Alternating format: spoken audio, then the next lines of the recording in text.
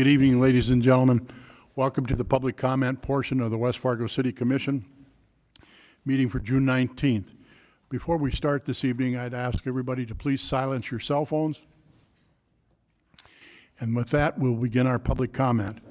Our first individual that has signed up for this is Mr. Michael Obach.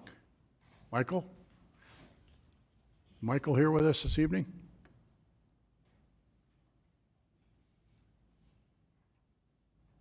All right. We'll give him another opportunity if somebody else walks in. Is Deanna Klein here this evening?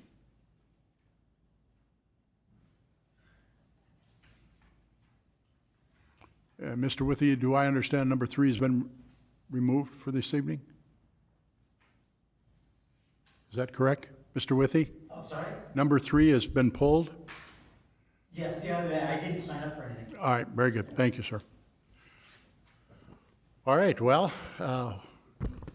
we'll wait for a few minutes and see if people show up. Thank you all.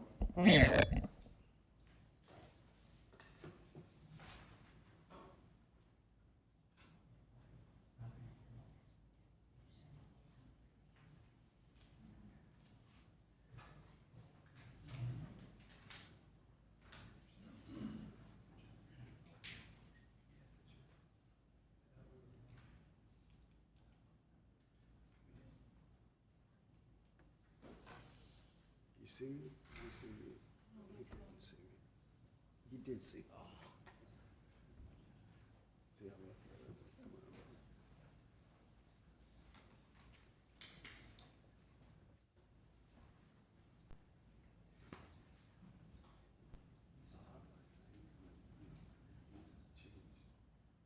Have you signed in at all just yet? I don't think so. I think maybe, Excuse me, Chief. Have you seen the request for public comment number 1 and number 2? I did. All right, thank you.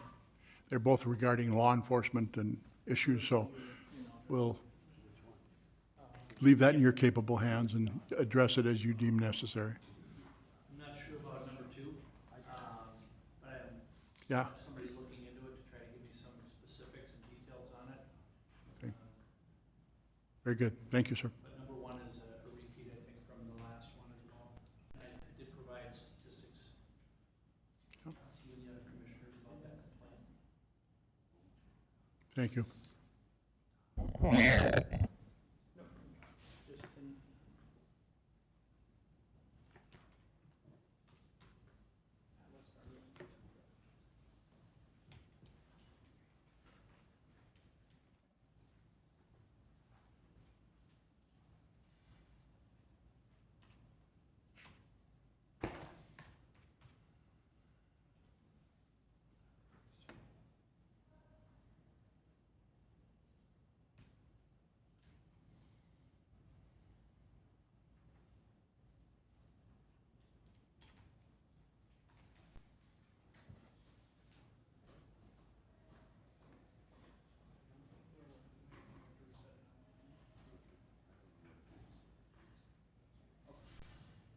you want that now, or?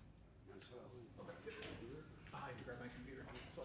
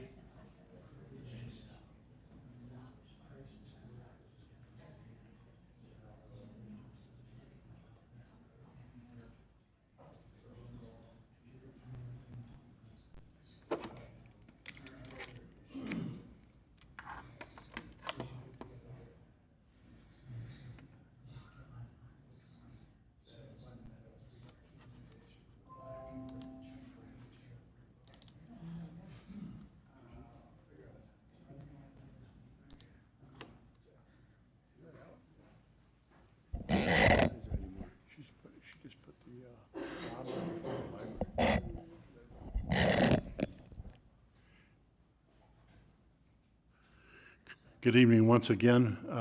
Is there any of those individuals that had signed up for public comment here this evening that would like to speak on the items that they had presented to us?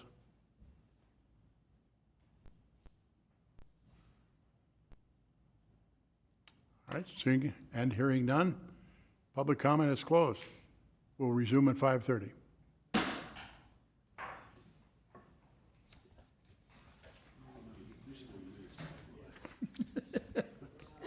Probably not, Mark.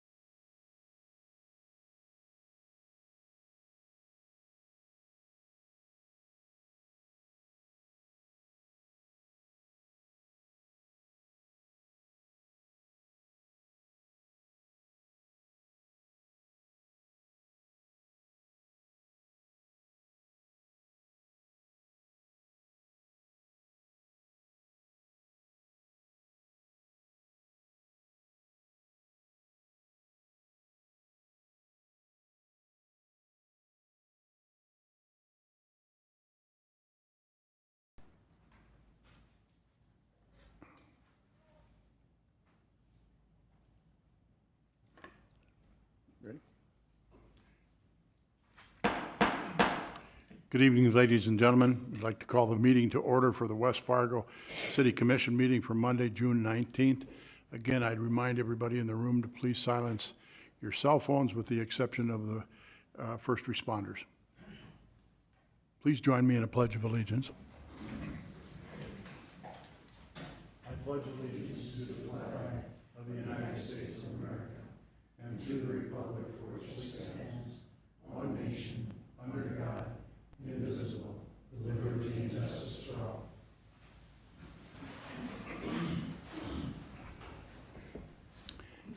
Thank you. First order of business is to approve the order of the agenda.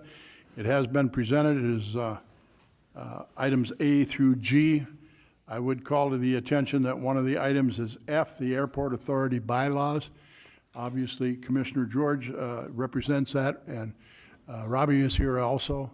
If there's any questions, Commissioner, that you have on that particular one, we do have people here in the audience that can address those questions. Other than that, we're looking for an approval of the consent agenda. So moved. Thank you, Commissioner Olson. Is there a second, please? Second. Commissioner Simmons seconds. Been moved and seconded to approve the consent agenda items. I'm sorry. Order of the agenda. This was the order of the agenda. Approve the order of the agenda. Yep. You said. approve You're the saying consent. agenda. Oh, my apologies. Thank you, Commissioner Anderson. You're on your game tonight. Again, the motion is to approve the order of the agenda. We have a motion and a second. Is there any discussion? All those in favor, please signify by saying aye. Aye. Opposed? Motion carried. Thank you. Item D is the approval of the minutes of June 5th, 2023. They have been distributed. They are in your packet. Make motion to approve. Thank you, Commissioner Olson. Is there a second, please? Second.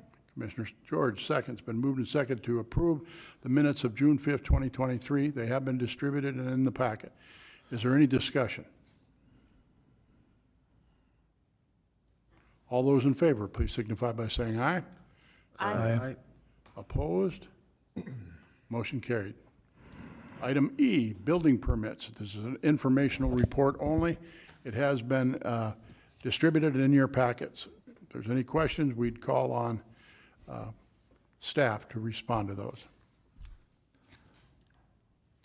Make a motion to approve? Thank you, Commissioner George. Is there a second, please? Second. Commissioner Anderson seconds. Been moved and seconded to approve the building permits as distributed. Is there any further discussion? Hearing none, all those in favor, please signify by saying aye. Aye. Opposed? Motion carried. Again, we move on to the consent agenda now. Commissioner Anderson, they are items A through G. My apologies for earlier. And again, I still stand by the statement that we do have Robbie here from the airport, as well as Commissioner George that is very well versed in that as she represents us there. But we have items A through G on the consent agenda. Looking for approval of the agenda. Make motion to approve. Thank you, Commissioner Olson. Is there a second, please? Second. Commissioner Anderson seconds. Been moved and seconded to approve the consent agenda, items A through G as presented this evening. Is there any further discussion? Hearing none, all those in favor, please signify by saying aye. Aye. Opposed? Motion carried. Moving on to the regular agenda. Item number 1, the Cargill Incorporated repayment agreement. I'll be presenting that myself as Commission President, is to approve the Cargill repayment agreement. I have had additional conversations with Cargill, both in written correspondence as well as verbal correspondence with them.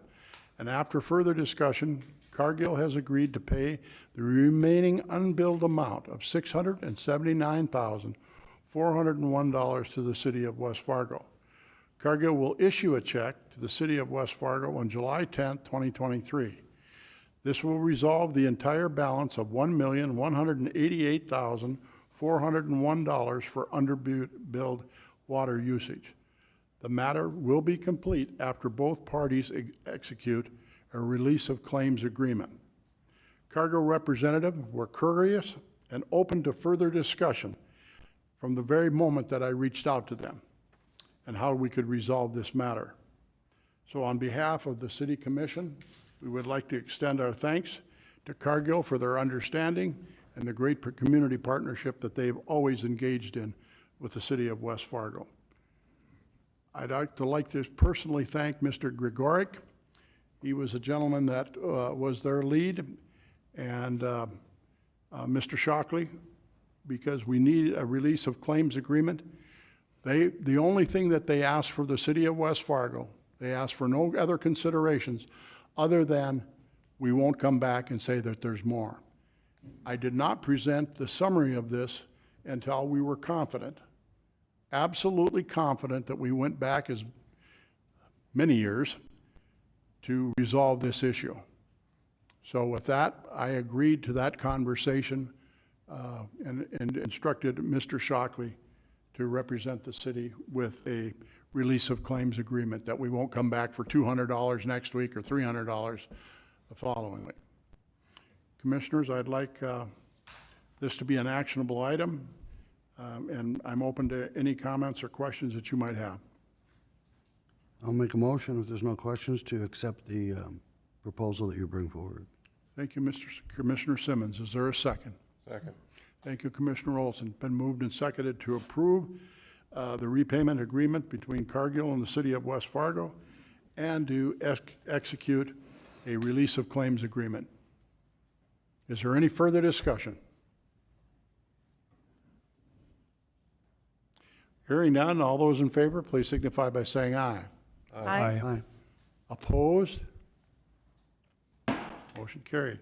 We'll move on to item number 2, is the second reading of City Ordinance Revision of 1.0703, sale of abandoned or unclaimed personal property. We'd like to call on the Chief of Police for the City of West Fargo, Dennis Otterness. Welcome, Chief. Thank you, Commission President Dardison, members of the commission. I have nothing additional to offer other than what was presented at the last commission meeting when you did the first reading of this ordinance change. And again, just as a reminder, this impacts our daily operations in the police department related to our property and evidence room and the destruction of abandoned or forfeited property. And it just brings us in alignment with North Dakota Century Code. And again, this was a project I worked on with Mr. Shockley in the City Attorney's Office. So I will stand for any questions if you have those. Thank you, Chief. Commissioners, questions of the Chief?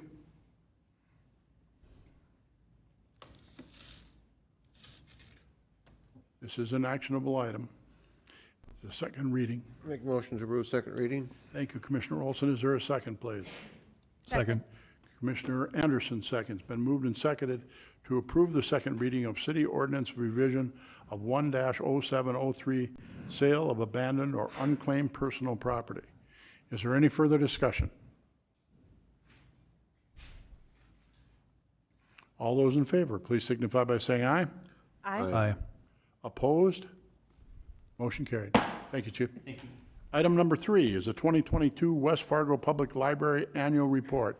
I see we have 2 ladies in the crowd from the library, and it looks like Ellen is going to present this evening. Yes, I am. Just one moment, please. Kirsten, you're welcome to join her if you'd like. She's just here for moral support today. Okay, very good. All right. Good evening, Commission President Dardis and members of the Commission. My name is Ellen Rosso, and I currently serve as the Communications Specialist for the West Fargo Public Library. Today, I'm representing not only myself and the library staff, but also the Library Board of Directors as I present highlights from our 2022 annual report for you. This presentation fulfills a legal requirement for the library, but it's also my hope that it inspires you as you consider the future of the library and our ever-growing community.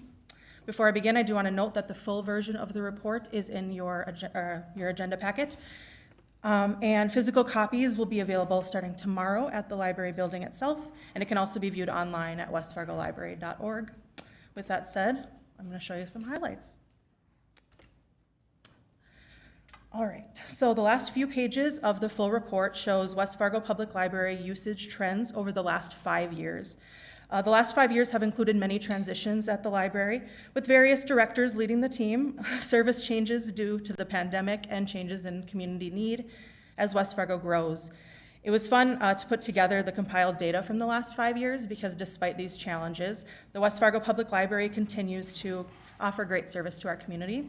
In fact, in 2022, the library was a recipient of the North Dakota State Star Library Award for outstanding service. Reviewing the data from the last 5 years, it's also clear that West Fargo Public Library usage not only mirrors the growth of our community, but in places it surpasses it as well. Story time attendance has nearly tripled from 5 years ago and is a fan favorite for sure. If you haven't had the opportunity to attend story time at the library, I really recommend it with your grandchildren or children. It's tons of fun.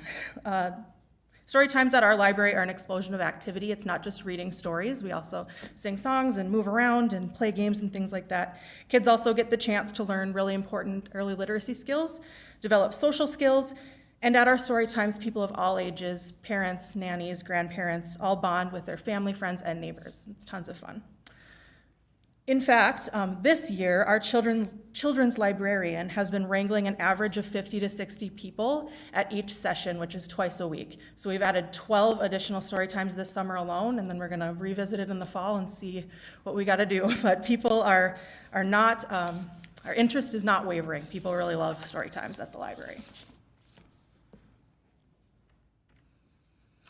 In 2022, program participation for people of all ages is actually up 24% from 5 years ago.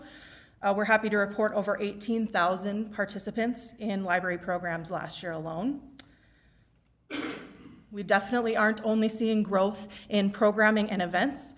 The number of active library cards we had in 2022 was up 51% from 5 years ago, and over 16,000 people used their library card in 2022. We've also seen continual growth in the number of items people are checking out from the library over the last 5 years. On this chart here, the green is representing digital items, where the white is physical items. So what that's showing you is while digital items are increasing, our physical items are actually also at an all-time high, which to me means that print is not dead, at least in West Fargo. This also illustrates great value for our community. If you consider the average cost of new books and the amount of checkouts we had in 2022, readers saved over $3 million by borrowing books versus buying them themselves. That's around $76 per West Fargo resident, which is a pretty significant return on West Fargo's investment in the library. That estimate is also on the low end because it really is only talking about books. It doesn't include some of the higher cost items such as hotspots for internet connectivity, iPads, tablets, and all of the other free services that we give to the community. In the last 5 years, we have had nearly 275,000 visits to the library to browse for books, use our computers and printer, participate in events, and get a wide range of other help from library staff with things like tax forms to directions or new information for new residents and things like that. Over 53,000 of those visits to use our services were last year alone. These numbers only reflect service in the building. They don't include the deliveries and things that we do as well. We delivered 2,500 books to daycares and senior homes in West Fargo last year. And not shown here, we also served hundreds of people through some new senior activity kits that we give out, memory care kits, and we also offered those comprehensive story times I was talking about at daycares as well. We also continued our Little Red Reading Bus program, bringing books, games, and activity kits for the whole family to 6 West Fargo parks weekly during our 10-week route last year. Folks checked out also over 2,500 books from the bus. And lastly, we have issued nearly 18,000 new library cards over the last 5 years. 4,000 of them were last year alone. Those are my highlights, but before I wrap up, I was asked by members of the library board to express that while these numbers are wonderful, they're just scratching the surface of what value and quality of life the library could bring to our community. We unfortunately end up capping a lot of our events that we host in our physical building due to capacity and fire code and things like that, and that means turning folks away a lot of the time.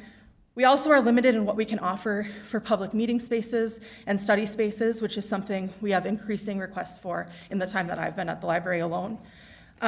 We hear the needs of parents, entrepreneurs, students, and seniors. We just have limited space. And I know I'm not inventing that, and I know that every other department in the city also feels that.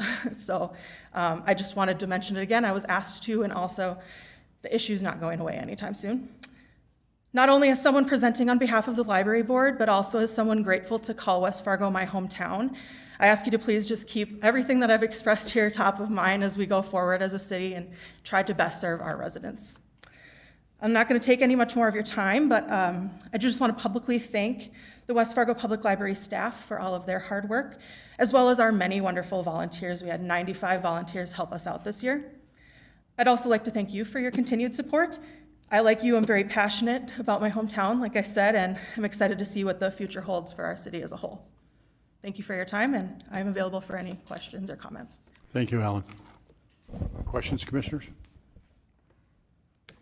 Well, please express to the West Fargo Public Library Board, Leon Hansen, Larry Schwartz, Elena Rierick, Tony Stukel, and of course Commissioner George, who sits on there. Thank you. Obviously, you're doing a good job and your numbers are improving, and so thank you very much for what you do. Thank you for your time. This is an informational item, so we'll move on to item number 4, and that's the approval of the purchase of a 2021 budgeted roll-off truck.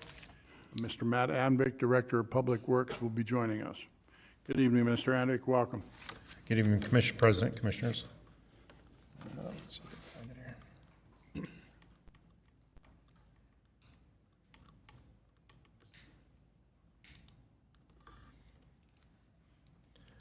here. Tonight, it's kind of an odd one. That we had a roll-off truck that was budgeted for, and we ordered it in 2021, but due to, I guess, supply and demand after COVID, it just kept getting pushed back. First, they told us it was going to be in the fall, then it was right away in 22, then who knows? So we finally got word that it is ready to go now in 2023. The problem with that is we budgeted $170,000 in 2021, but the price of it now is $234.80 or $870. So that we have a difference of $64,870. So what we're looking forward, I guess today, is permission to use general fund reserves to cover that extra $64,000, almost $65,000, for purchase of that because of the budgeting. I don't know, kind of a weird deal since it was budgeted in 21 and then now it's in 23. So we're looking for permission to go ahead and purchase that truck with that extra money coming out of general fund reserves, which we would also sell that truck. So I don't know what kind of resale we'd get on that, is why I just didn't put anything down, because I didn't want to say we were going to get 20 grand for it and we end up getting 10, and that just kind of makes it different putting numbers on like that. So I just, I guess we're asking for the full amount, and then hopefully we'll kind of shorten that up when we get the sale for that, or the monies from that sale. So I guess I'll stand for any questions on that. Commissioners, questions? Mr. Anvick?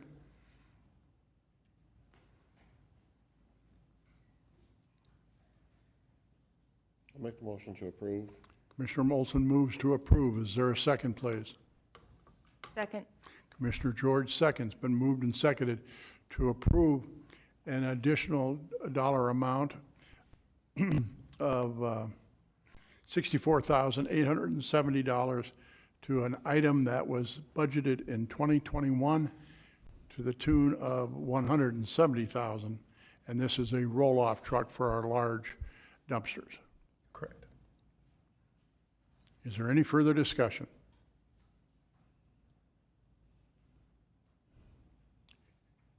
Hearing none, all those in favor, please signify by saying aye. Aye. Aye. Opposed? Motion carried. Thank you, Mr. Andrick. Thank you. Item number 5 is an improvement district number 1337, the Wilds 21st, Phase 2. We're going to have a presentation by Mr. Dan Hansen, City Engineer for the City of West Fargo, and is to approve a change order number 3. Welcome, Mr. Hansen. Thank you, Commissioner President Dardis and Commissioners. Excuse me. This is the Wilds 21st edition, and I apologize for the typo. This will be change order number 4, not number 3. The original packet that I had sent out, I had mislabeled it as change order number 3. The change order in front of us, change order number 4, the developer has requested that there is an existing Cass rural water main that is located around what was formerly the Grant property. I'll bring up an example here, an exhibit. You can see the existing water line runs through that Grant property. This is a higher pressure water main. It's normally about 80 PSI is what I've been told. And so the developer has an intent to develop this as a private project. So they've requested that we add to our Wilds 21st project this realignment of that water main. This would be my preference as well, because then we would be doing it under the purview of a city project, for one thing. The second thing is we would have warranty from our contractor, Dakota Underground, that's doing the work. And the other thing that I would add to this is that all water main on these projects is owned, operated, and paid for through Casserole Water. So at the end of the project, we add up all the costs of the water main. We give those costs to them. They reimburse us for all water main costs, and they have a separate assessment process that they go through with those costs. So for all of these projects where we're operating and developing within their area, we are basically just carrying out the contract, but they're paying for that. The consultant that we've hired has been in contact with Casserole Water. I've been shown an email where they were in favor of doing this work incorporated into our project, so they are aware of this work and in favor of us making this change and adding it to the Wilds 21st project. So with that, I would entertain any questions. Thank you, Mr. Hanson. Commissioners, questions? Again, we're on item number 5. To approve a change order number 4. Make a motion to approve. Thank you, Commissioner Simmons. Is there a second, please? Second.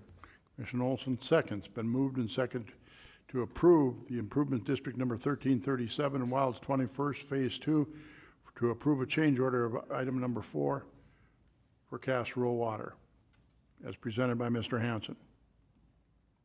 Is there any further discussion?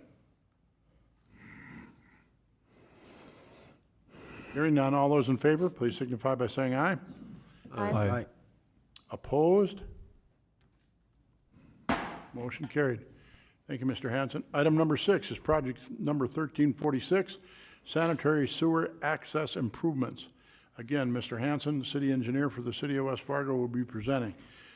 The course of the discussion this evening is to approve the plans and specifications and authorize an advertisement for bids. Mr. Hanson. Thank you, Commissioner President Dardis and Commissioners.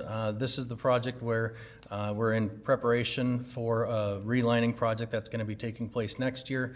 It was discovered in preparing for that project that there were some sanitary sewer mains that ran through some rear yards, if you recall. This project adds some manholes and gets us the ability to access these mains, these sanitary mains. We told the consultant to prepare plans and specs. Basically, I'm here saying that they've done that, and we're looking for authorization to advertise for bids for this project. Was this item on our CIP, or is this an amendment to the CIP? The sanitary sewer relining project was on the CIP. This project was discovered in preparing for that, so this was not on the CIP. Thank you. And the means of funded is B, capital improvement sales tax. That's correct. There are no assessments planned for this project. Do you have an estimate of what this might run, Mr. Hanson? I don't have it written down here from memory, it was about 600,000 presented at a previous commission meeting. Check my memory on that, but I believe that's accurate.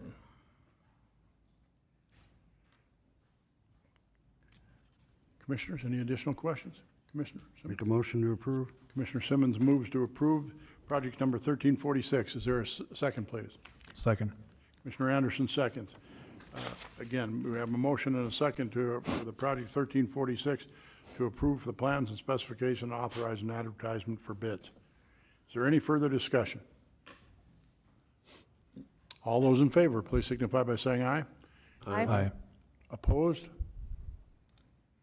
Motion carried. Item number 7 is an ADA transition plan. Again, we're going to call on Mr. Hanson, city engineer, to approve, and the course of the discussion is to approve and adopt the ADA transition plan for the remainder of the city. Mr. Hanson. Thank you, Commissioner Dardis and Commissioners. This ADA transition plan is something that we've been working on with a consultant for well over a year now. Whenever the city receives federal funding on projects where the city is the contract holder, we are going to be required to have this plan in place to receive those funds to be compliant with that. And I'll get into a PowerPoint here and where I'll explain that a little bit more. With us is Jacob Nordic from SRF Consulting. SRF has been the consultant that we've been using for this project over the past year. And I'll just get into my PowerPoint presentation here. The ADA is the American with Disability Acts. This is the transition plan for public right-of-ways, basically making our public right-of-ways more accessible to people with disabilities. The purpose and need for it, again, Title II of the ADA requires that the city conduct a self-evaluation of its facilities, develop a transition plan to outline strategies to achieve compliance.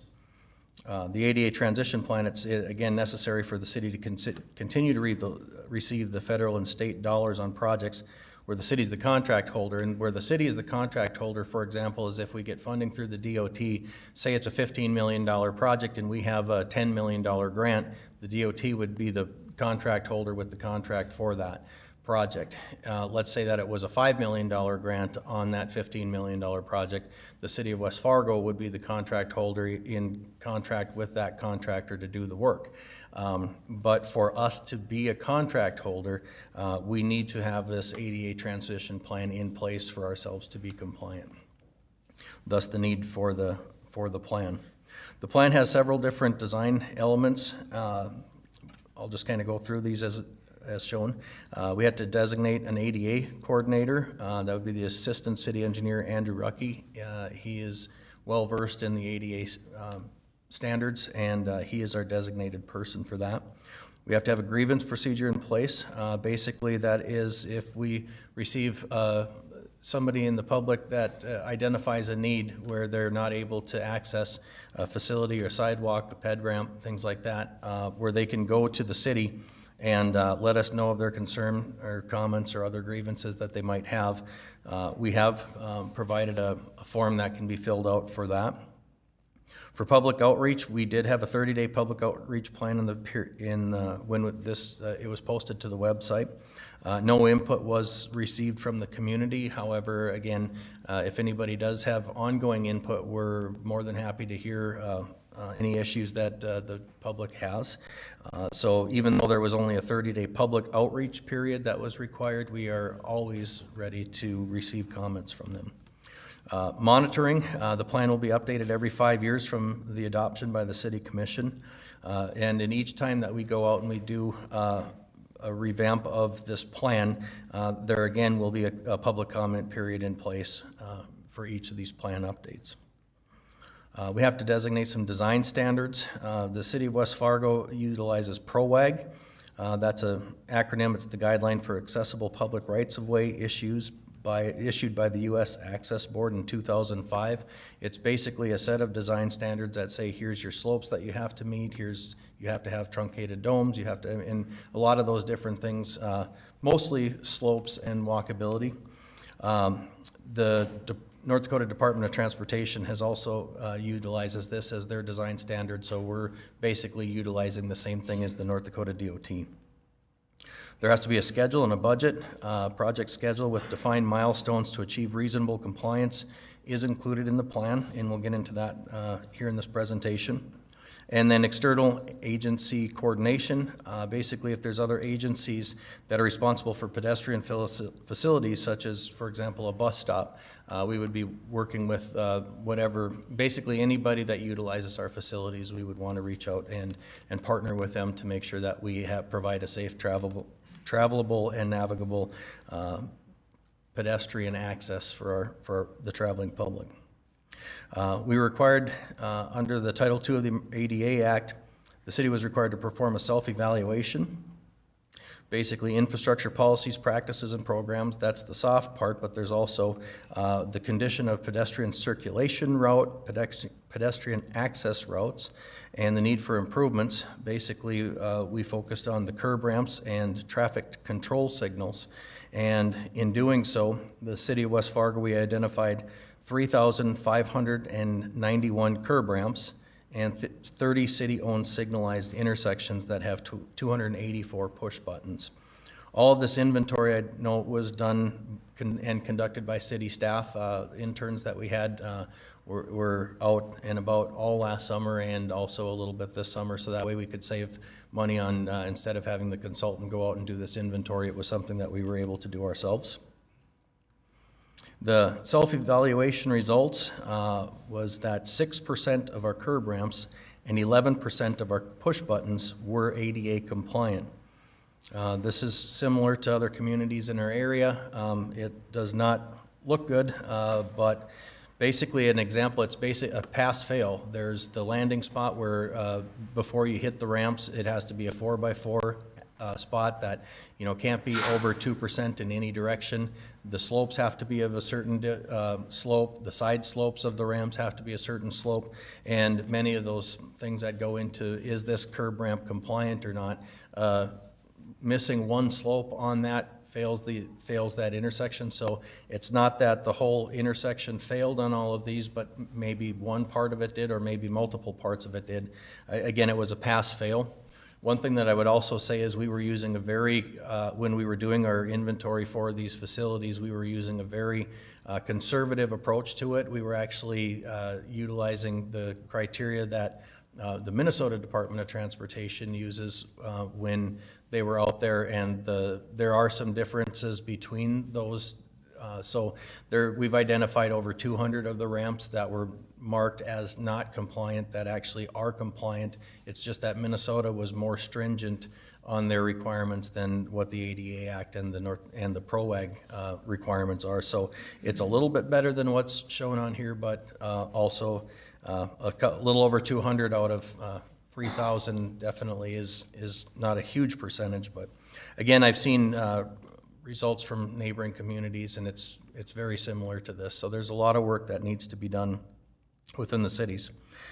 We had to identify priority areas. Highest priority was where there was no curb ramp where a sidewalk or a pedestrian path exists, and a location near a medical center, school, transit facility, government building, or non-auto dependent household or similar facility to that.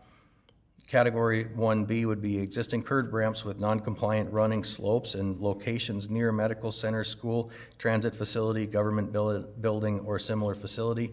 Basically places that people and go congregate that are of a government type or a medical type of facility. We want to target those first, especially, for example, the medical facilities, because people with disabilities are obviously visiting their doctors and things like that more frequently. So we do want to target some of those areas first. And then it just keeps going down the list.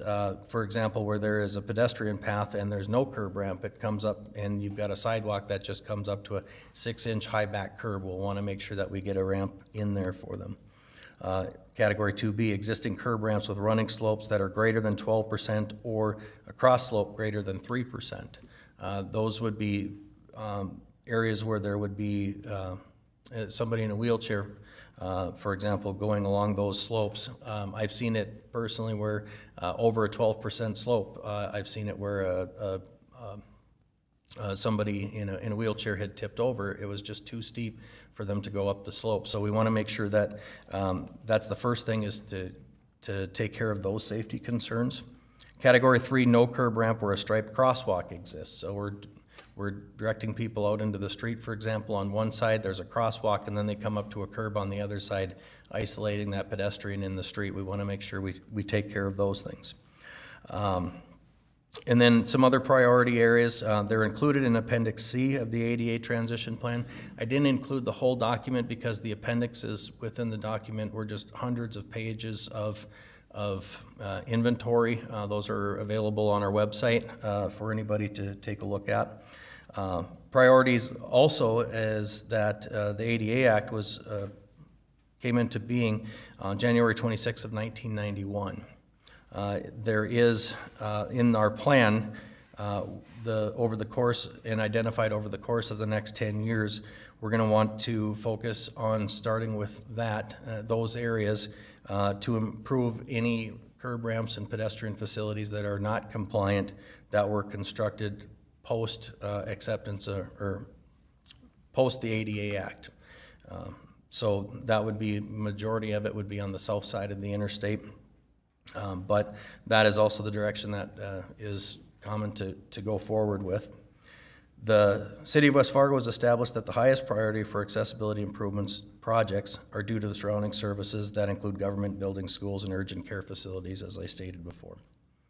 Improvement costs that were identified in the report, if we were to take all of these 3,000 some ADA ramps and push buttons and create one project today, it would be an $18 million project with an estimate of $18 million. So there's a lot of money that is going to need to be going into correcting these curb ramps.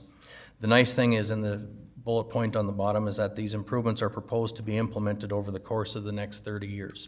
What they want to see is us having a plan in place and making reasonable progress.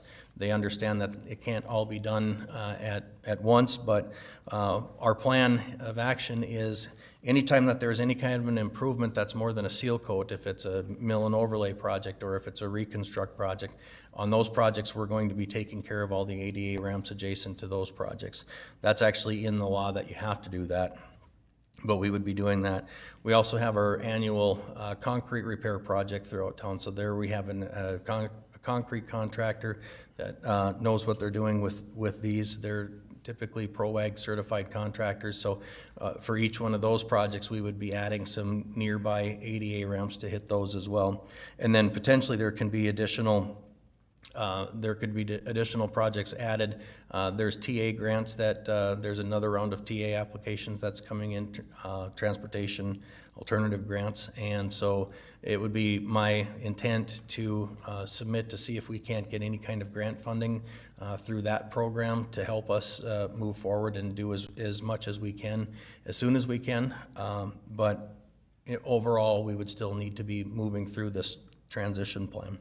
And again, they're not expecting it to be done overnight. This is over the course of 30 years, but we do need to be making progress on it.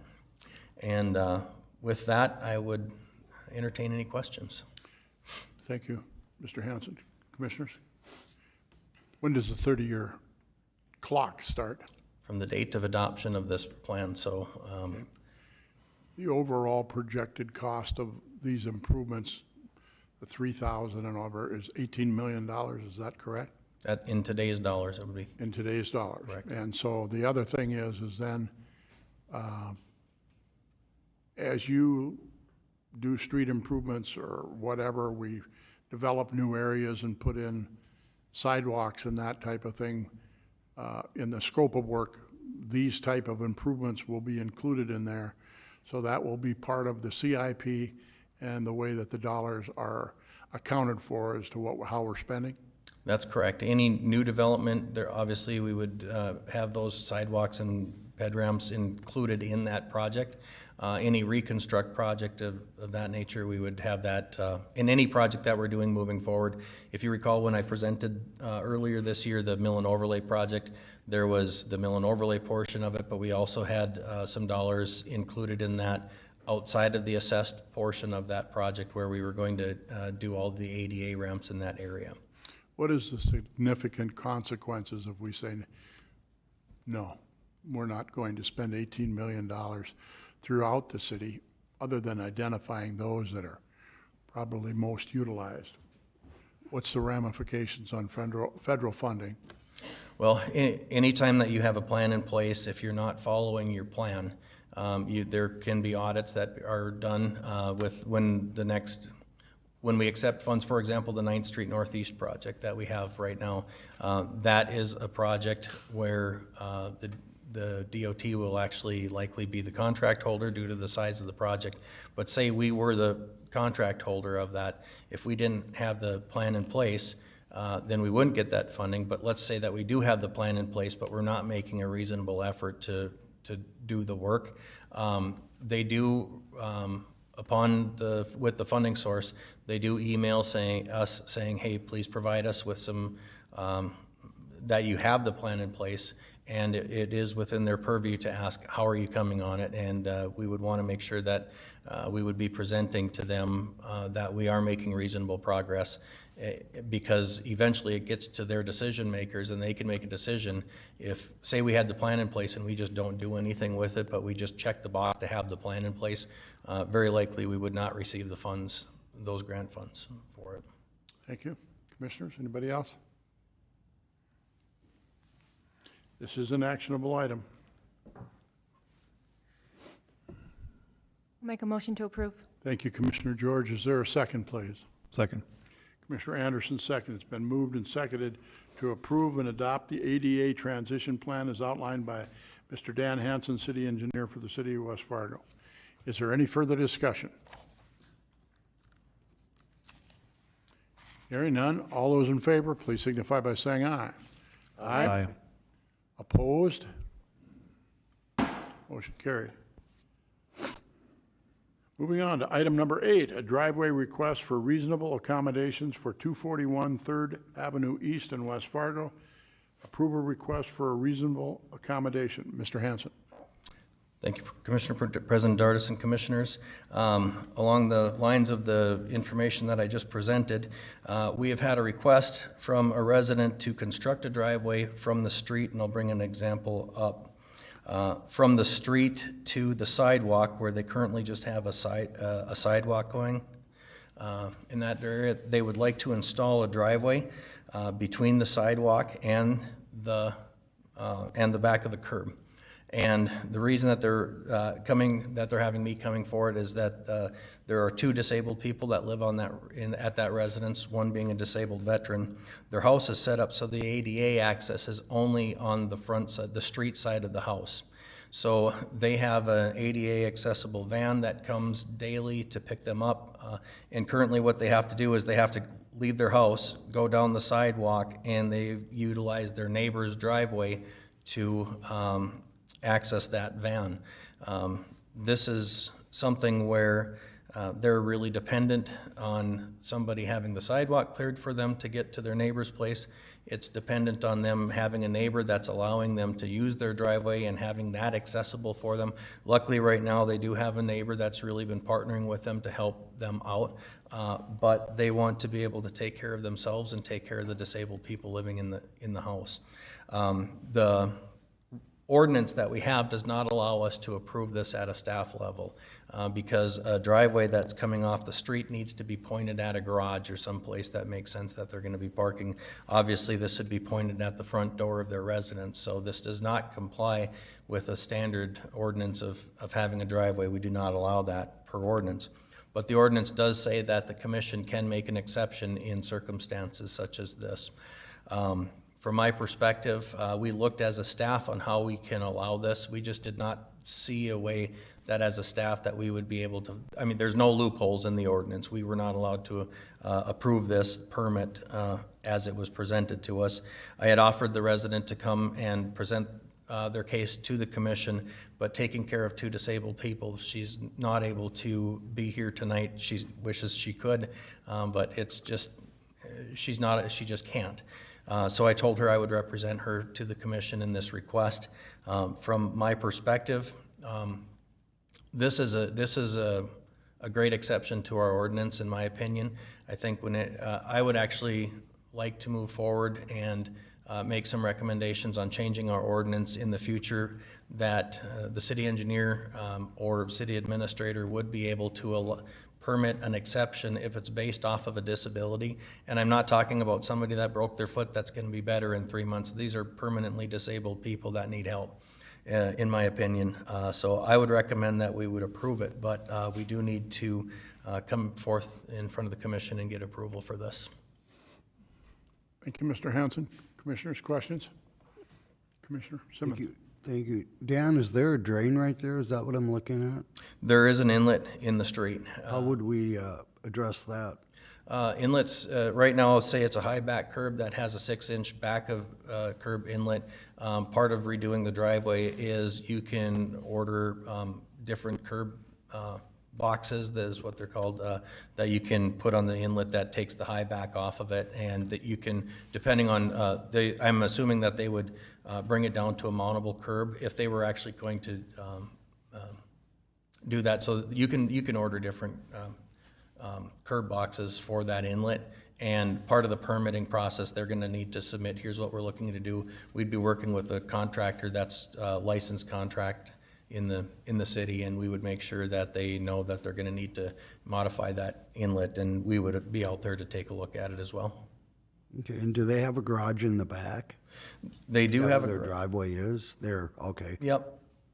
They do have a garage in the back. However, the way that they're, they could come out the front, turn around, go back this way. Right, I see, yeah. And then go around, but,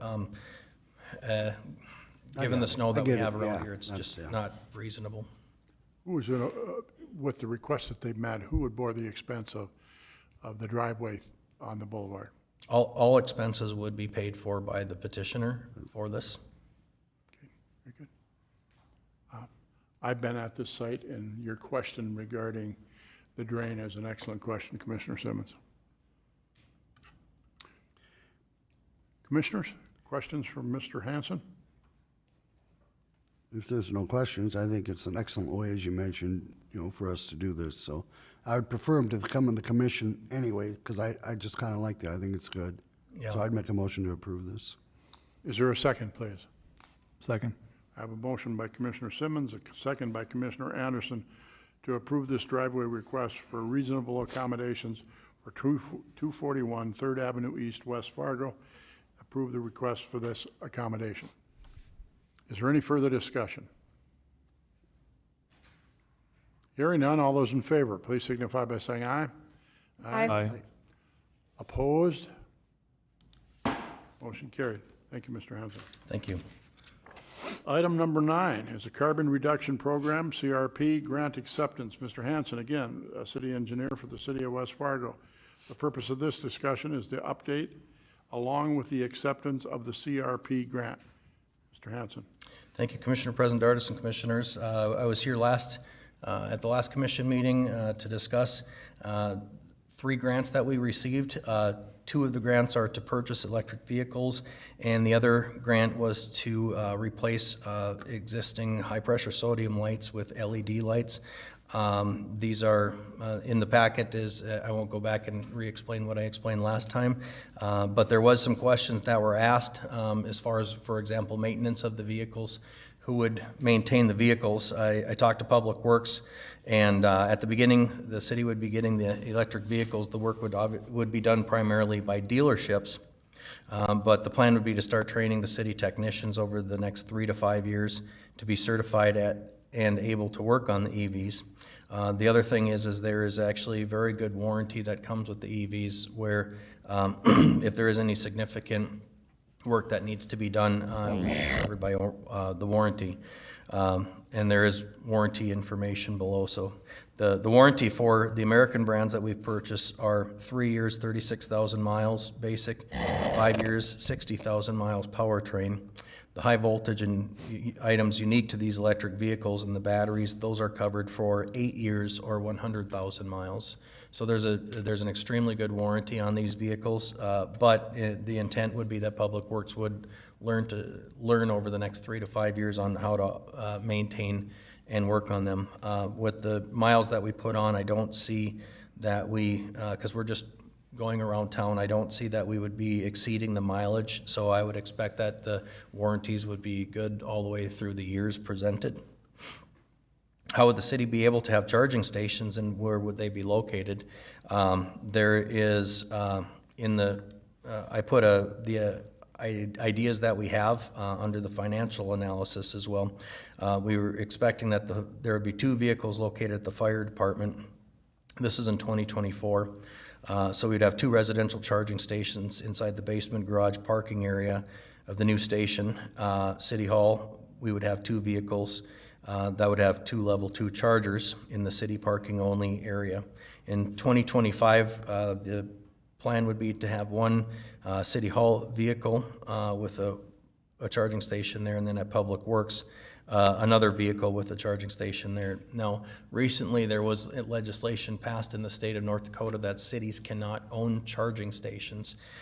We have been in conversation with Excel, and I'll just read from the answer here. Public Works has been working with Excel, and they have a program where they support the EV mission with installation of the facilities to power the charging stations. Proposed locations of the charging stations are in the analysis below. So Excel does have a program. Now, their program doesn't necessarily state we will own them, so we're still working through that. But we've also asked MetroCog and the state if they could give us a definition of what they exactly mean by owning or not owning the charging stations. We know the city of Fargo has a charging station right outside of City Hall that they, I believe, own. What are they going to do with that? I've emailed over there, but I've not heard a response from them. But we're confident we've got the rest of this year to figure it out. 2024 would be when we would be making the purchase. Over the course of this year, especially with the way that the industry is going, with producing more and more charging stations, there's got to be a way that we are going to be able to work with local co-ops and electrical companies to be able to make this work. Worst case scenario, we get to the end of the year and the state comes back and says, nope, you cannot own a charging station, and we are unable to find somebody to do that work. I think that at that point we would ask MetroCog to transfer these grant funds over into the purchase of more LED lights. And we don't want to give the money back. We want to keep the money and reduce the carbon emissions from the city of West Fargo. So the goal would be to figure out how we're going to be able to do the EV purchase and have the charging stations. If it doesn't work, we would still like to accept these grant funds, and at a later date, we would ask MetroCog to move those funds into the other program, which we feel fairly confident that they would be able to do it. So with that, I would answer any other questions that you have on the programs. Thank you, Mr. Hanson. Questions? There are charging stations at Fargo City Hall, and there are also at the Convention and Visitors Bureau. There's charging stations there too, which I believe Cass County Electric did those.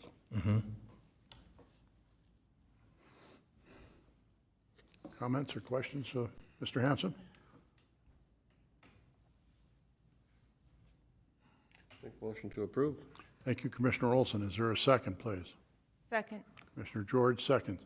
Been moved and seconded to approve the CRP grant as presented this evening by Mr. Hanson for electric vehicles and LED lighting. Is there any further discussion?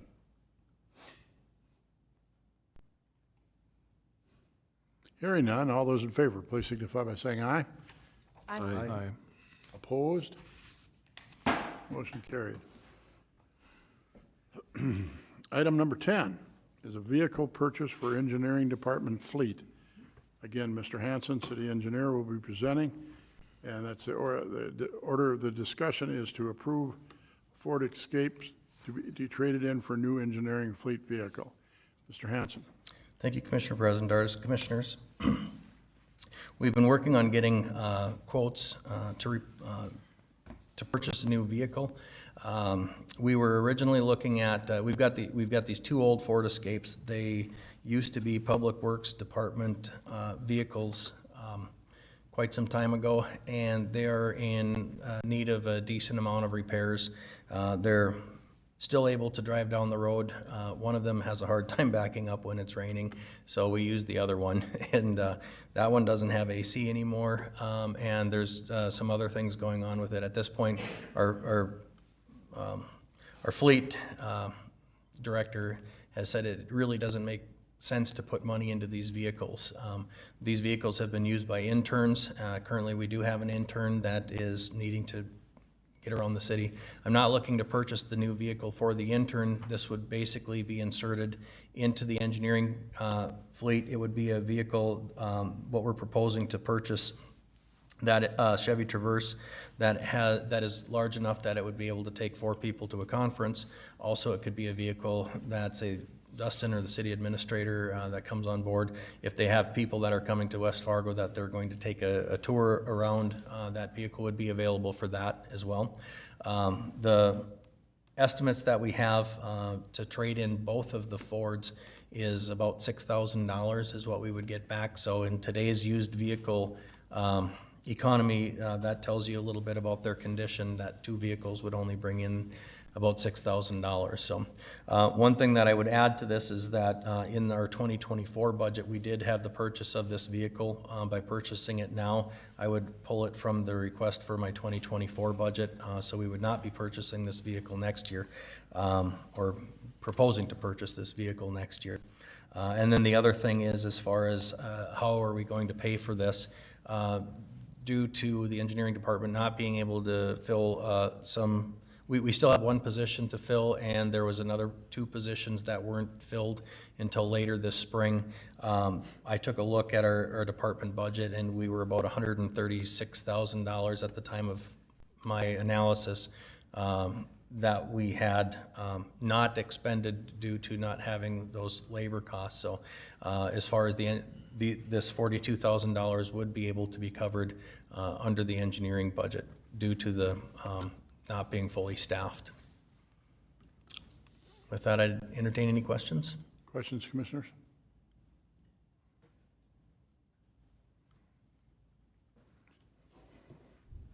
Again, we are looking for a actionable item.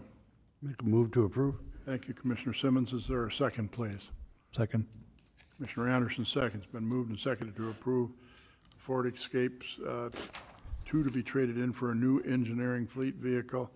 A Traverse, I believe, is what the Chevy Traverse, Yes, sir. as presented by Mr. Hanson. Is there any further discussion? Hearing none, all those in favor, please signify by saying aye. Aye. Opposed? Motion carried. Thank you. Thank you, Mr. Hanson.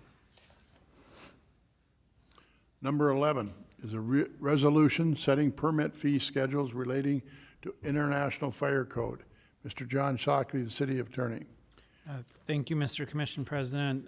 This is as you may recall, the Commission approved the second reading of the updates to the International Fire Code. As part of those updates, and as we've been going through and updating the city codes, we've been making permit and fines a resolution process rather than incorporating them in an ordinance, so that the commission can just by resolution set the fee for the permit or the penalty rather than having a first and second reading. It's more efficient. And so this resolution is setting the existing fees for the various fire code inspections by resolution rather than in the ordinance. The fees come from the building code, so if you had specific questions regarding what the fees are relating to and what types of inspections, we'd probably want to have the building code department here, but they're essentially the fees they were in place before. It's just, now that we have the new ordinance in place, this is just implementing the fee structure. Thank you, Mr. Shockley. Commissioners, do you have any questions of Mr. Shockley? Commissioner George. Just a small question. Just open burning, like I'm assuming that isn't like your backyard fire pits. So like what would open burning be? On those sorts of questions, I think I'd want somebody from building inspections to provide the better definition. They provided a copy of the, and maybe somebody from the fire department's here that could explain it.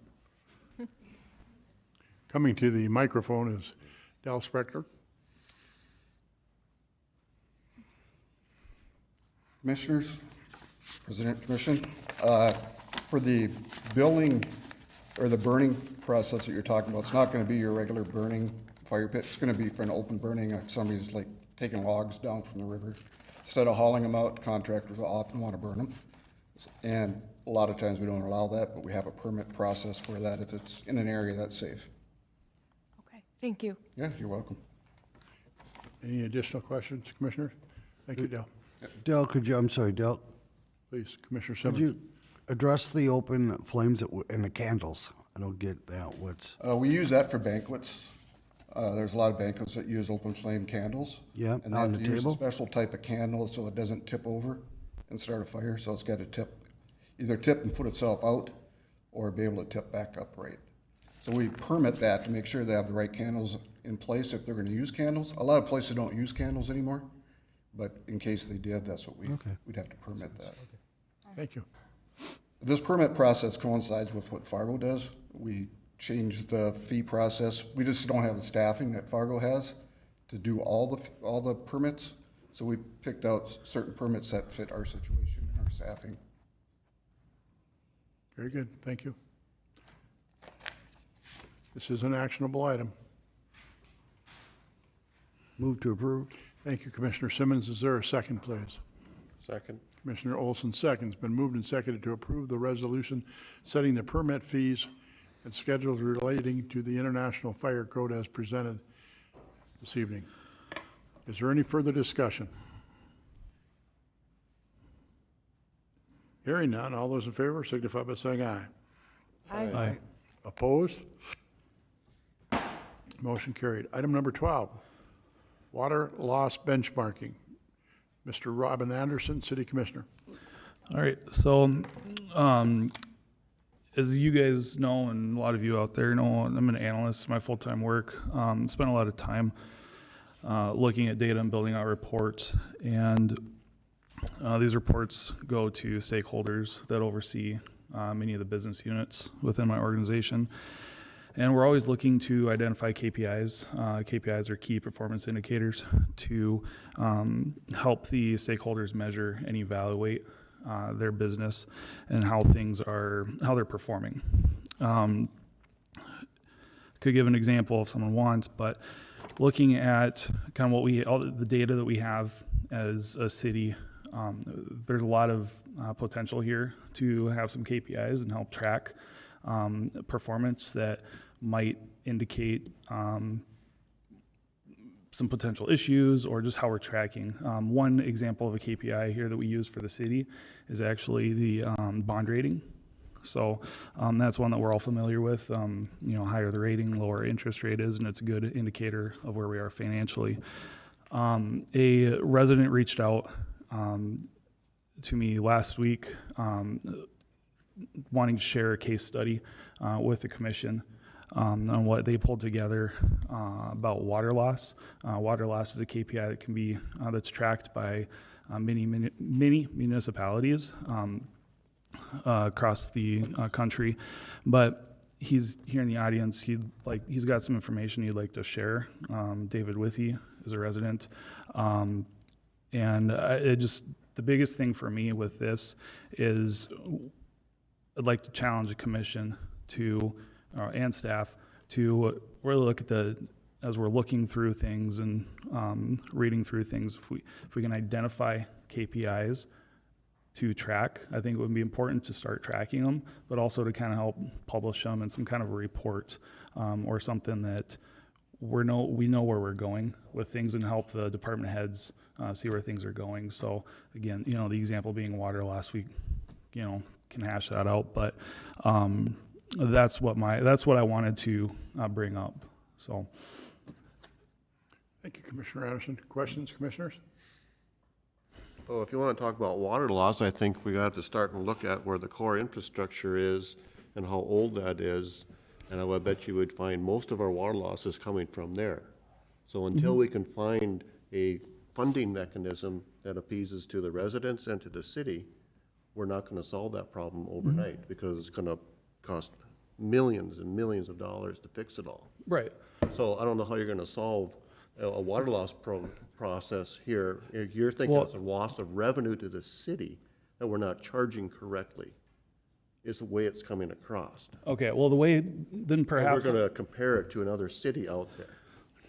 it's benchmarking, right? So if we're looking at, say, right now, when I met with Mr. Anvik about this last Friday, I think he told me we were sitting currently year-to-date at about a 10.5% water loss. So we're doing quite well.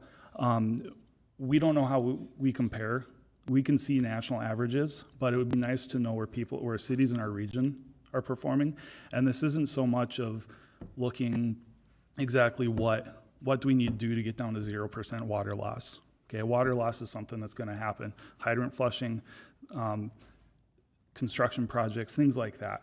If we reach 10%, I think it's the North Dakota DEQ that I was told that basically becomes financially not feasible to pursue a great deal, put a lot of money into identifying what tracks that. So we're going to have water loss, but this is about for me, it's setting up KPIs to start getting people to think about those so we can track and see what performances look like. So we have the bond rating. That's one. Water loss is it's an example of one. There are others that could be used. There's a lot within finance that we could potentially use too, but as, finance gets up to speed and these other department heads get up to speed, I think it would be important that we start looking at the data that we have available and start tracking. Well, Mr. George? I just had a question about how this would be implemented into the city and how it's different than what they currently do.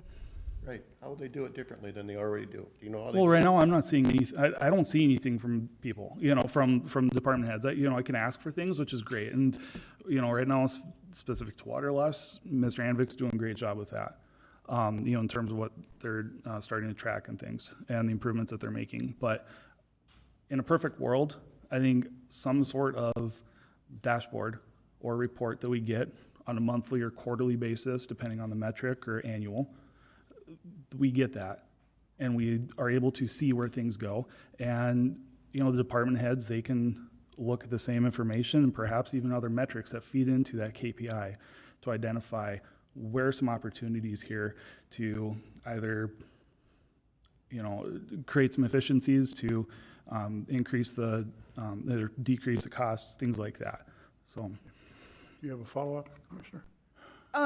No, I think it's an interesting idea. All right, Commissioner Simmons. Yeah, I guess I have a question more for Matt than in relation to this. Matt, I just saw the, I'll call it a vacuum truck for lack of a better word, the big truck, where they go in the drains. Yep. We put cameras when we do work and stuff down the sewer system, right? Correct. Yeah, we have a program every year. We go through. Yeah, right. So when we go down there and we look, I'm assuming we keep track of the cracks in those old, these are 50, 60-year-old sewer systems. Do we keep track of those and then?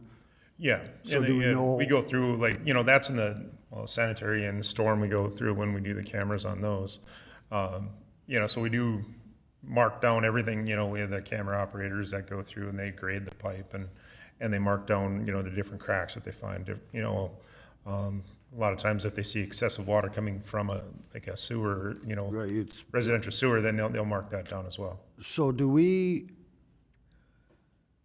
keep track, do we have a general idea of where the water is being lost at? I know there's, in a system like ours, in this structure, especially downtown and Meadow Ridge in this area, there's got to be a lot of water that we have cracks in the pipes, sewer pipes, basically, or the water pipes.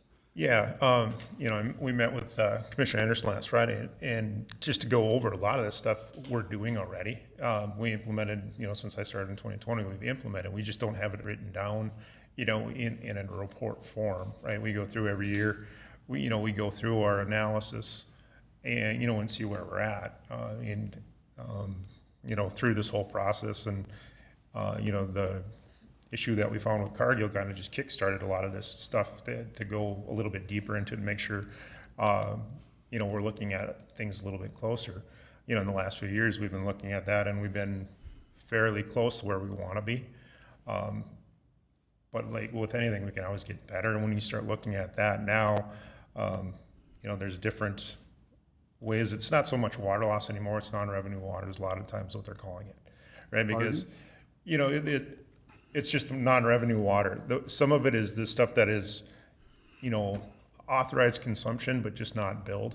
And that's your city usage or flushing, contractors flushing pipes, different things like that, right? So we do know where that's going, but we can get better at tracking the total amount. Right now, it's a guesstimate, usually about where we want to be at. So rule of thumb always is about 2%.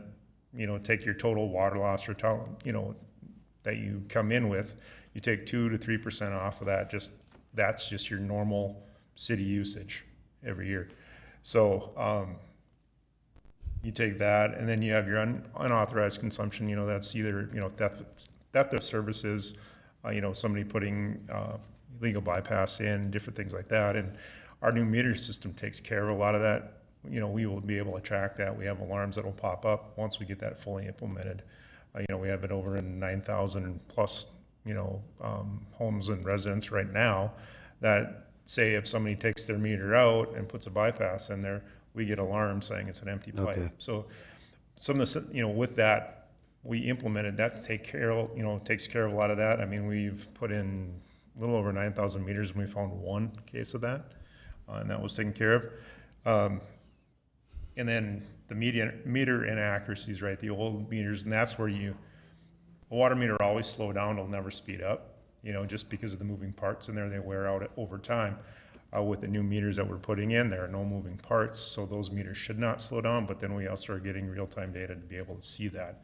So that's kind of one of those things that we've implemented in the last few years where that's, you know, once we get that fully implemented, that should really, you know, that's one of those non-revenue waters that should just keep lowering that down every year. And then another one, you know, is just the data handling errors, right? We went through that in this last year, and that's when we found the car deal issue and everything. So we've taken care of a lot of that. And once you get down to that leakage loss that you're not going to, you know, retain, a lot of that really is services. It's not so much the water main, because the water main in town here is, we don't have any cast iron pipe, which is really the pipe around here that's going to break because our ground shifts so much. We have the AC pipe, and then a lot of it is the PVC, because a lot of our infrastructure is, you know, 1990s and newer. And the water main breaks are really what you're going to see, right? Those are the ones where we have a contractor hit it or something like that, where you're going to dump 5 million gallons in one leak if you have it large enough. It's the services like that that are just about impossible to find. And you use the example that older homes will have the services running on top of their sewer. Our ground shifts around here now that your service will crack into the, you know, top of that sewer pipe. Now you have the clay tile and your copper working back and forth. Now you get a pinhole and that water goes straight in the sewer. So it's not going to come up. We're never really going to see that. The only way we find that is if, when it finally breaks completely and the resident calls in and says, I don't have any water, what happened? We go there and we find a leak. You know, something like that is probably dumping 100, 200 gallons a day, you know, some of the more leaks, and they might not surface for 5 years, you know, and you're just never going to find those.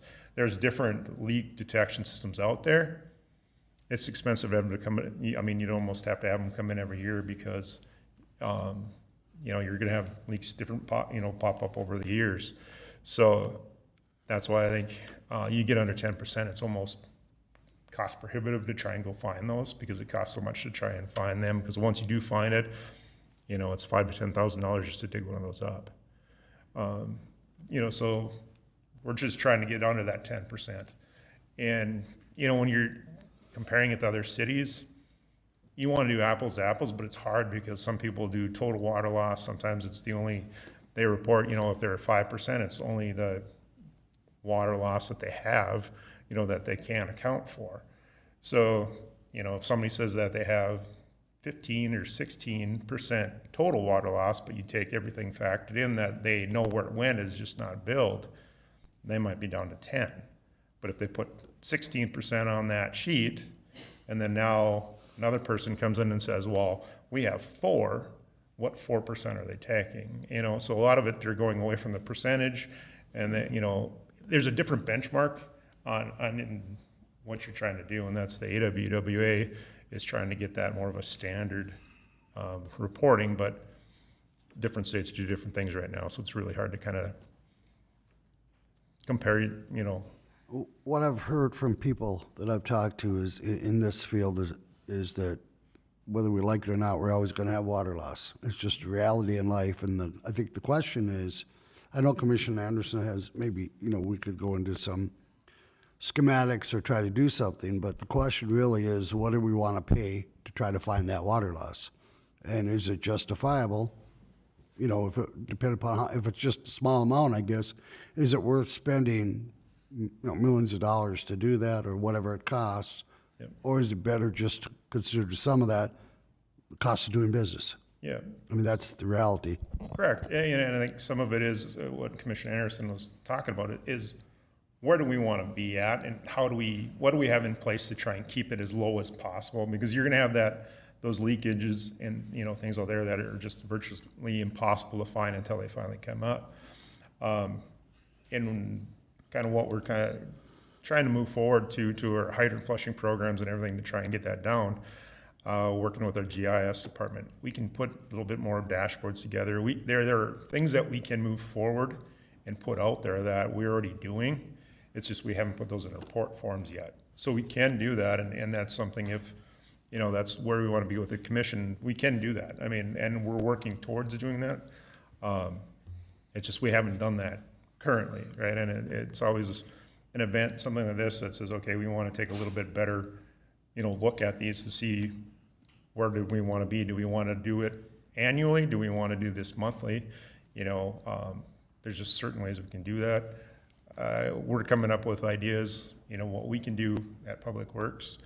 But if it's something that's commission directed, driven, that say we want to try and stay within, you know, 1% or, you know, gallons per connection or whatever that, you know, benchmark, I guess, should be, I mean, we can do that. It's just, where do we want to be with that?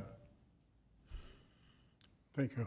I guess, Commissioner Olson, next. I'm not going to direct it towards you, Matt. I'm sure every department head looks for deficiencies and efficiencies and all that all the time. From my 5 years on here, I found that all the time. So I don't know what the purpose would be to task every department head to add another thing to their plate to provide a benchmark for the commissioners to have on a quarterly basis, but they're already running around doing as hard a job as possible. If you take the time to sit down with them and you find out what they're doing here and what they're doing there, they're striving to be the most efficient city there is. And so to task them with comparing themselves to City A and City C seems a waste of their time to me.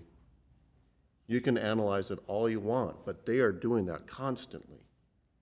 And if you want the data, I'm sure you could ask for it, but then to make a public-facing dashboard for everybody else to scrutinize seems a waste of our time and effort.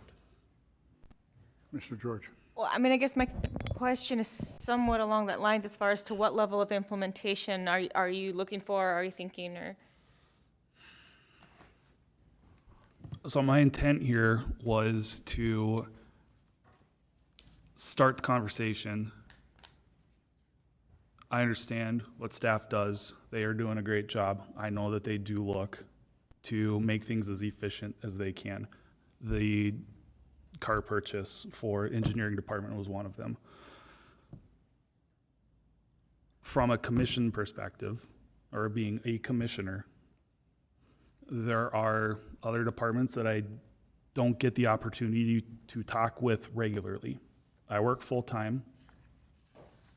I have a family. And there are things that I choose to spend time on, and those are, when it comes to the city, it's my portfolios and commission meetings and the other committees that I'm on. What would be nice to see is some sort of high-level dashboard or something that gives a snapshot of where things are at. I know, hate to beat the subject up, but water loss, that's just kind of that hot topic that is used as an example, right? Bond rating. We get a discussion on the bond rating every year, okay? There are probably some other KPIs that we can utilize. Employee turnover, that's one, okay? Things like that we can start pulling together and perhaps share on a regular basis and say, okay, you know what, this is where we're going with the city. And it's not necessarily, we don't necessarily need to benchmark with other cities. It would be good because we need to have a frame of reference there. But if we look and can track performance of that KPI, so with water loss, if we were 14% in 2021, 16% in 2022, and now year to date, we're at 10.5%. Well, we're doing a dang good job identifying what's, the issues and fixing it. So that's the kind of stuff that I would like to see. And it's not so much to add more time to the department heads or city staff, but it's some quick numbers, quick trending that I'd like to see. And I know what I'm saying up here is probably a lot more difficult to execute, or it's going to take a lot more time to execute. Well aware of that, but that's just something that I want to bring up. And when the resident approached me about this case study that they pulled together in their own free time, acting more or less as a free consultant, it spurred that thought and reminded me that this is something I'd like to see.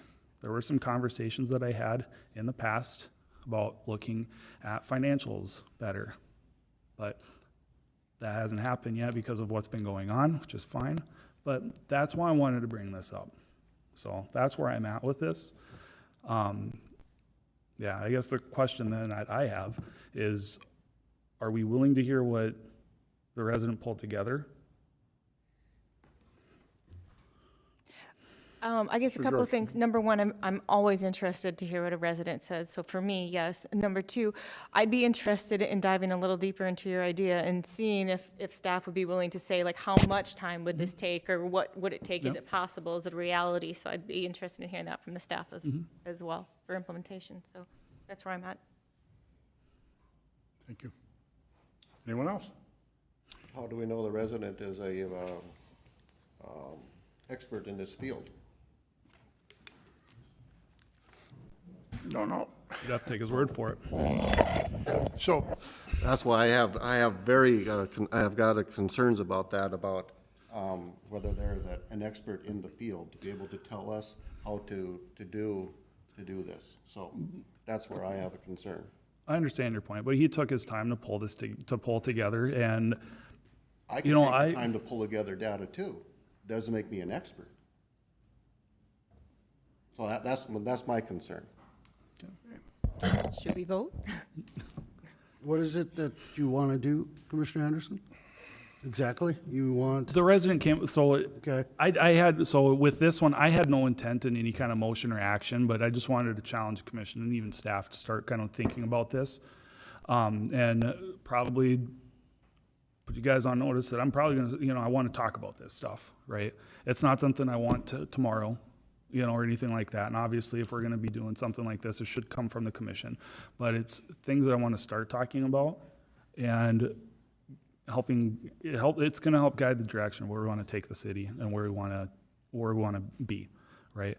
So the resident is asked to share what he's pulled together, and that's what I'm asking, if you're willing to allow that to happen. okay. As I would like to. I mean, I've seen some of it. I'd like to hear what he has to say. It's informational. I don't have a problem with that at all, but one thing I do have a problem is with, I think with the staff shortage that we have now, quite honestly, we've got a lot on them. So I agree in the future, I think they could pull together a quick analysis on a spreadsheet, but to get them really dive deep with our short staff, I think that's gonna have to wait a while. Yep, and I'm well aware of that. And Yeah, I was, as far as someone speaking, they can always put it on the agenda. They can always request to speak. can they? Well, I Can they? believe if two commissioners put it on there and say they want this citizen to speak, you can most certainly do that. And That's you're correct, correct? Commissioner. Yep. So, I mean, I don't the really mayor care. or two commissioners. Correct, the mayor or two commissioners to put something, to move it forward. So I'm okay if you want to allow them to speak for a few minutes, Mayor. I mean, that's your decision, you're the mayor. First of all, this is a good dialogue. I want to clarify a couple things. To mention the Cargill situation with water loss is inappropriate. Totally. That was a human error, okay? So that's not something that's seeping underground or whatever. So those, let's keep that separate, if you would, please, in all of our discussions. But the merits of having key performance index is very positive. There's nothing doubt about that. What I'd like to suggest is that, you know, with Mr. Anvik, Commissioner Olson, and yourself, you're the one that has brought this forward, you know, what is the technology capabilities of what we have now with the new water meters that we're putting in, those types of things. What's readily available that we can pull data from there and see whether or not that has answers some of the questions or some of the issues that we have. The other thing is that, you know, very simply, the public, when they looks at this, it's really quite simple. We're paying Fargo and Cass Rural Water for water.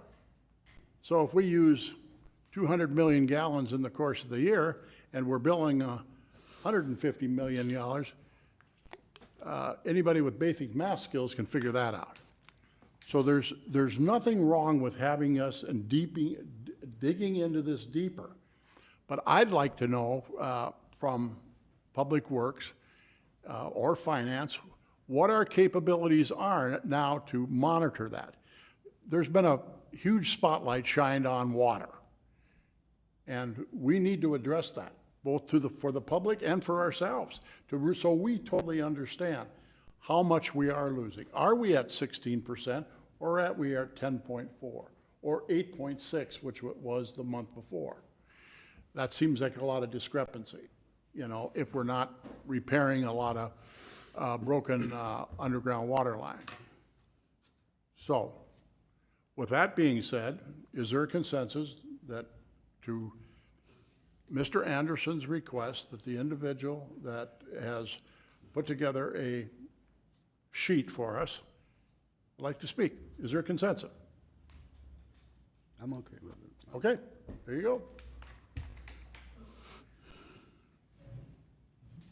I believe the gentleman, please step to the microphone and introduce yourself and your address, please, sir. My name is David Withy. I'm a 1-year, 4-day resident of North Dakota in Fargo, West Fargo. Appreciate you allowing me this time. I realize the opportunity is an exception to the norm. I'll do my best to make it informative. At the end of my presentation, I'll give you a copy of a document from West Fargo TAP, which gives greater detail than I have the time to present this evening. The sources of details I mentioned tonight are in the document. And please note, this is a living document, updated as citizens share new information with us. It does not include information made available in this evening's agenda packet. The breadth and apparent ongoing nature of utility billing errors begs for explanation. The obvious elephant in the room deals with water and sewage. How could that much, people think, how could that much water go unnoticed? There has been little shared to answer this question, so we decided to research the topic ourselves. Right up front, I'm not pointing fingers at anyone. I'm not calling for anyone's head or anything else. In fact, I suspect Public Works Director Anvik is actually doing a pretty good job on this subject, and for 3 reasons. First, there's a Public Works Department employee who discovered the breadth and depth of the errors involved. It was Mr. Anvik who encouraged her to continue, no matter where it may lead.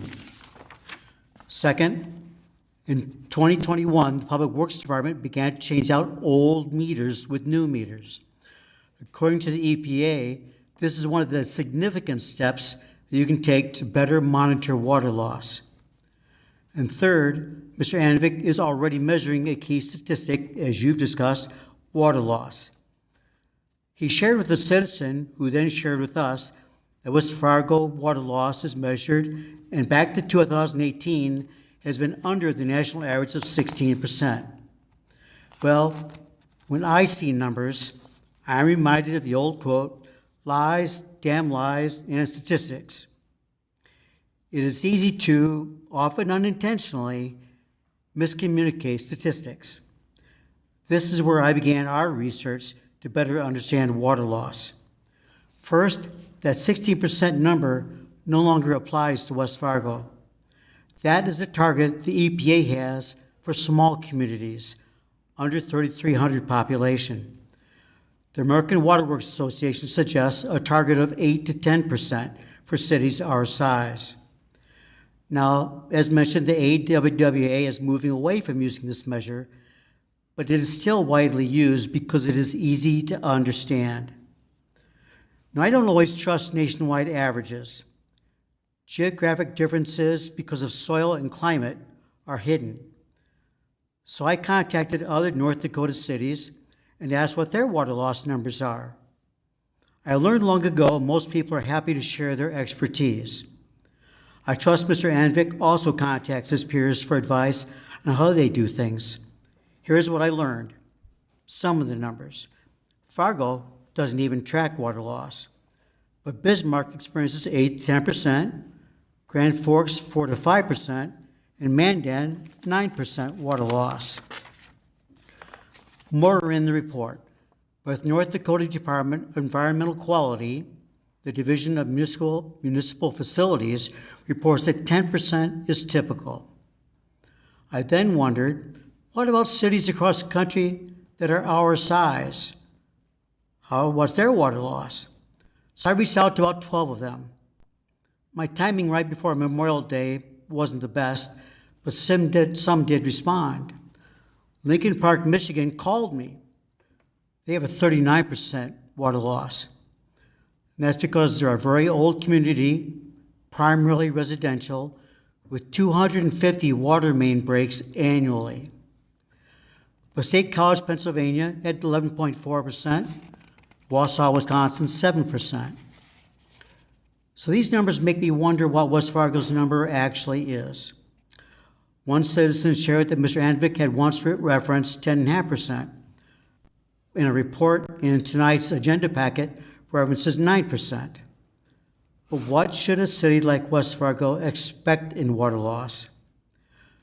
Well, first of all, we should consider that West Fargo has one of the newest and highest quality water distribution systems in the country. Per the West Fargo 2.0 plan, 57% of the then housing stock was built between 2000 and 2017. Strong housing construction in the 6 years since, hundreds of new homes, as reported in the Fire Department's strategic plan, has to have greatly raised that percentage. This means a large majority of our water distribution system consists of modern pipe materials and newer meters, not prone to leaks, and resulting in a lower than average water loss, unlike that 39% for Lincoln Park. If slow-growing communities like Bismarck or Devil's Lake and Grand Forks can keep water loss between 4 to 10%, then West Fargo's water loss rate with a much newer infrastructure should be much lower than average. Understand there are other factors which can affect water loss. Water for fighting fires, for instance. And according to the West Fargo Fire Department annual reports, despite our rapid growth, our recent number of fires is actually better than the average over the last 8 years or so.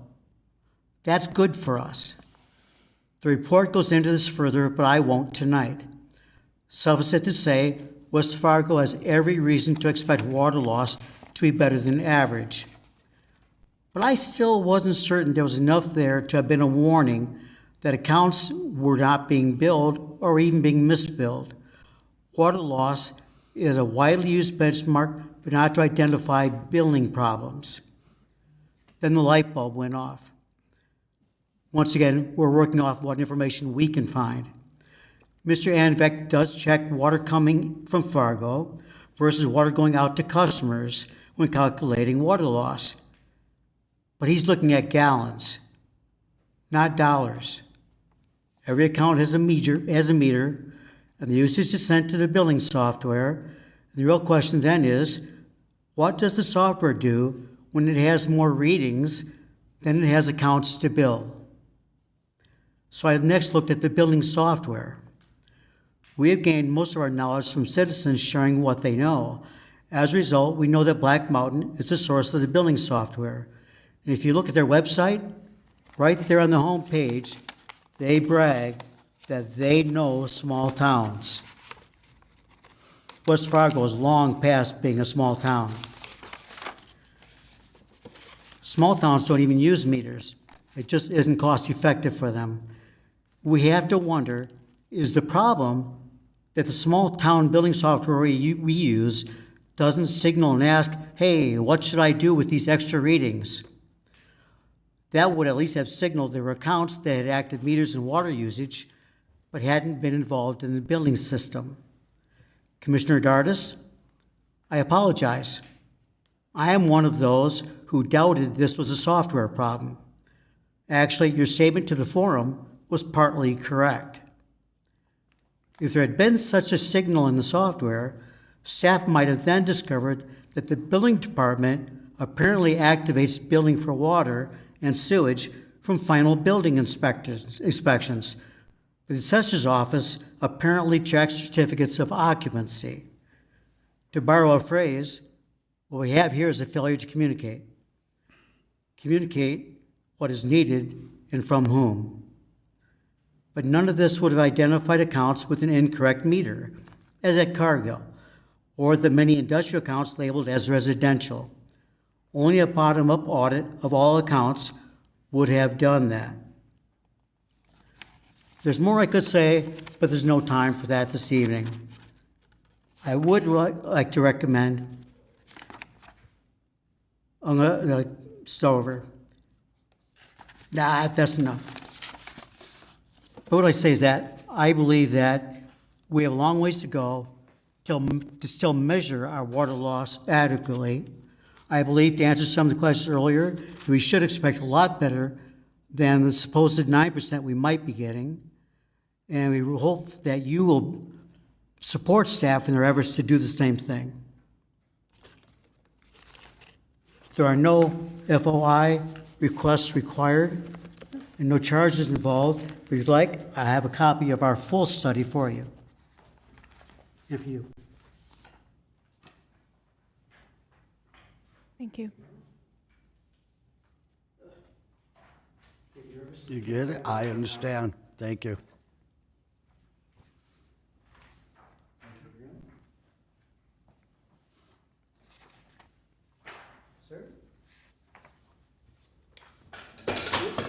Thank you. I'll take care of that.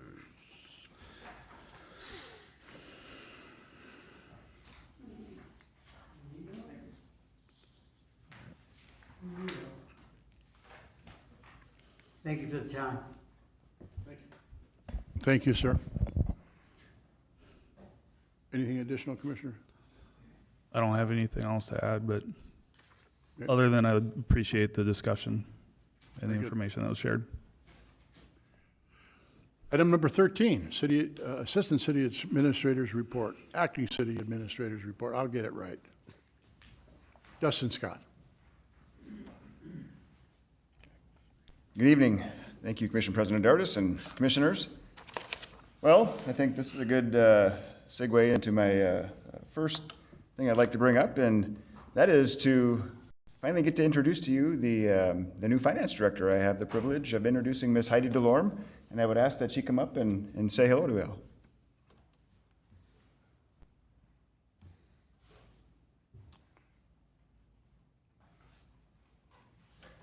No pressure. Nobody's watching me. Good evening, welcome. Good evening, Commission President Dardis and Commissioners. Very happy to be here. I'm very excited to work for the City of West Fargo, a resident here, and very, very happy to be part of this team. So I just want to thank you for your support. Let me know if you have any questions or would like to meet. I have open door policy, so anytime you'd like to discuss anything, I'd be happy to chat with you. So thank you again. Thank you. Nice to have you with us. Thank you. Thank you. So along the finance realm, I also want to bring up another topic.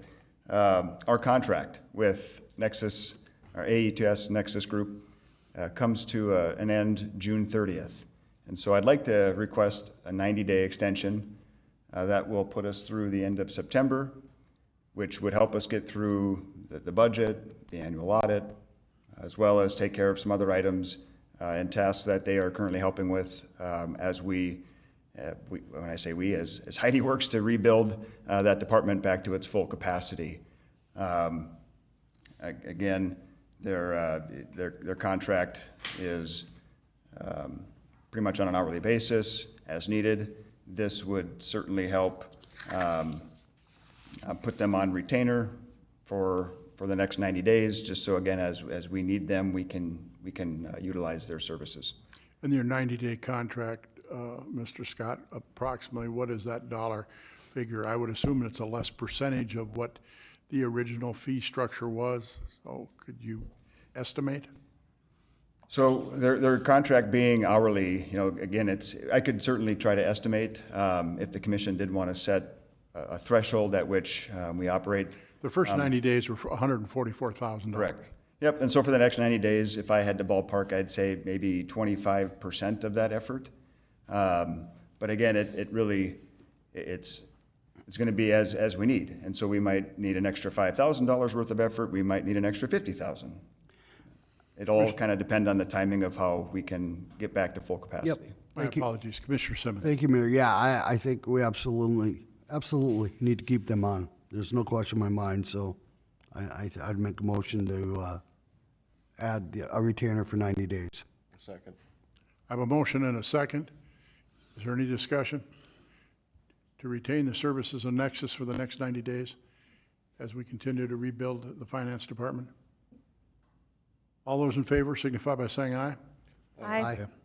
Opposed? You have the authorization, Mr. Scott. Thank you. Certainly appreciate that. So my next item here to update you on the HR department. We are interviewing candidates for the HR manager position on Thursday. I believe Commissioners Olson and Anderson will be participating in that interview process. And so we're excited to get that moving forward, and hopefully at the next meeting I can come to you with an update that we have selected somebody. So any questions on the HR manager position? Okay, and finally I would conclude with an update on the library director position. That one has moved a little slower. The correspondence I've had with Commissioner George and the library president, Leanne, the library president would like to extend the invitation to all board members to participate in the interview, so we are going to make that a public meeting so that they can all actively participate. We just need to set a date and a time for that to occur. When we do, we will certainly go through the process of advertising that meeting and notifying the candidates that it will be open to the public. So that's my update on that. Any questions on library director position? And then that would be all I have for you. Any correspondence that you'd like to share with us? None, not at this time.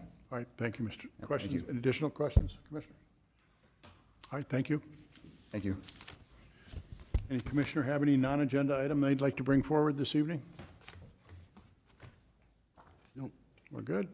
Does any department head have anything that you'd like to bring forward this evening? Mr. Hanson, city engineer. Thank you, Commissioner and President, Commissioners. At the last commission meeting, when we authorized the purchase of the additional pump, the question for SA 40, the question by Mr. Simmons was, do we need to get an additional smaller pump as well? And I did say that I was going to go back and research that, and we're good there. We have one on the shelf, so there is no need to get an additional smaller pump for that lift station, but I wanted to answer your question in this forum. Okay, thank you. Thank you. Commissioner Olson. Just one reminder, we'll meet on the 10th of July versus the 3rd. Correct. Right. The next commission meeting, yep. Due to the holiday. I had a call today from the manager of the Red River Valley Fair expressing his thanks. Last week, there was some scheduled maintenance that was going to be done on 13th Avenue South. And of course, with the I-94 tore up like it, that would have given the fairgrounds, starting in July 7th, one access off Main Avenue, which would have been interesting at best. So placed a phone call to Mr. Hanson. He in turn to Mr. Anvik and his team members out there. And so they, in assisting the fairgrounds in the fact that they would have 13th Avenue to come around from the east was of great benefit. And Mr. Cashman is most grateful and wanted to be sure that I acknowledge and thank Public Works and Engineering for working with him on that, to resolve that potential traffic issue that we would have certainly had on Main Avenue if everybody had to filter in there through a Main Avenue exit. So that's all I have. Is anybody else, commissioners? Department heads, anything else? Commissioner Simmons? Move to adjourn. Commissioner Olson? Second. We stand adjourned.